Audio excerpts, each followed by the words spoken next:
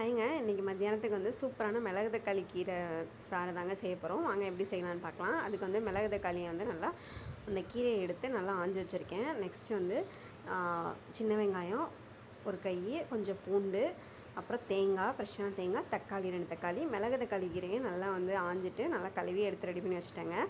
ஒரு பேன் சூடானோன்னே அதில் வந்து ஒரு 3 டேபிள் ஸ்பூன் எண்ணெய் ஊற்றி, நெக்ஸ்ட்டு வந்து கடுகு, சீரகங்க இது ரெண்டுமே போட்டுக்கோங்க. கடுகும் சீரகம் நல்லா பொரிஞ்சு வந்தோடனே பூண்டு தட்டி வச்சுருப்பீங்கள்ல, பூண்டை போட்டுக்கோங்க. ஒரு 4 பல் பூண்டு போட்டால் போதும். ஸோ பூண்டை போட்டுட்டு பச்சை மிளகாயோ இல்லை வரமிளகாயோ காரத்துக்கு ஏற்ற மாதிரி போட்டுக்கோங்க. நான் ஒரே ஒரு மிளகா தான் போட்டிருக்கேன், நல்லா காரமாக இருக்கும். ஸோ மிளகா போட்டாச்சு, அப்புறம் பூண்டை தட்டி போட்டாச்சு. அதுக்கப்புறம் சின்ன வெங்காயம் ஒரு கைப்பிடி போட்டுக்கோங்க. 2 தக்காளிங்க, 2 தக்காளியும் போட்டுக்கலாம். ஒரு சின்ன வெங்காயம் ஒரு கைப்பிடி சின்ன சின்னதாக நறுக்கி போட்டு 2 தக்காளி போட்டுக்கோங்க. 2 தக்காளி போட்டு நல்லா வதக்கிடுங்க. நல்லா வதக்கின ஸ்டேஜில் கீரையை எடுத்து ரெடி பண்ணி வச்சுக்கோங்க.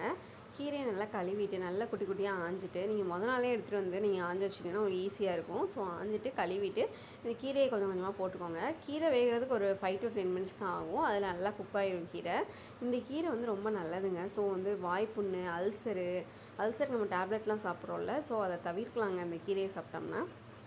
ஸோ எல்லோரும் வாங்கி இதை வந்து ட்ரை பண்ணி பாருங்கள். ரொம்பவே நல்லாயிருக்கும். கடையலாகவும் செய்யலாம், இந்தமாரி வந்து தண்ணி சாறாகவும் செய்யலாம். அதுக்கப்புறம் அரிசி களைஞ்ச தண்ணியை நான் எடுத்து வச்சுருக்கேங்க. 2 தண்ணி எடுத்து வச்சுருக்கேன். மொதல் தண்ணி, 2வது தண்ணி எடுத்து வச்சுருக்கேன். மொதல் தண்ணிங்கிறது நல்லா திக்காக இருக்கும், 2வது தண்ணி கொஞ்சம் லைட் திக்னஸ் இருக்கும். இதுதான் அது. ஸோ அந்த தண்ணி நான் மொதல் தண்ணியை ஃபஸ்ட்டு ஊற்றிட்டேன். நான் மீதி தண்ணி கொஞ்சம் பத்தாததுக்கு இன்னும் கொஞ்சம் நான் ஊற்றிக்கிட்டேங்க. ஸோ இங்கே பாருங்கள், அதையும் சேர்த்து ஊற்றிடுறேன். நான் ஊற்றி நல்லா கொதிக்கிற ஸ்டேஜ்லேயே வந்து கீரை வெந்துடும். அந்த இடத்துல கொஞ்சமாக வந்து உப்பு போட்டுக்கலாம். ஸோ வந்து தேவையான அளவு கல்லுப்பு போட்டுக்குங்க. எனக்கு கல்லுப்பு தான் கரெக்டாக இருக்கும். ஸோ கல்லுப்பு நான் போட்டுட்டேன்.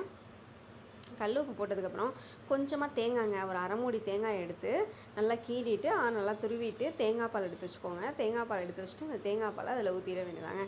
ஸோ அதை ஊற்றிட்டு நம்ம அடுப்பை ஆஃப் பண்ணிடணும், இல்லைனா தேங்காய் பால் முறிஞ்சிரும். அதுக்கப்புறம் வந்து ரொம்ப சுவையான அருமையான டேஸ்டான தேங்காய் பால் சாறு ரெடிங்க. அதாவது மிளகு தக்காளி கீரை தேங்காய் பால் சாறு ரெடி.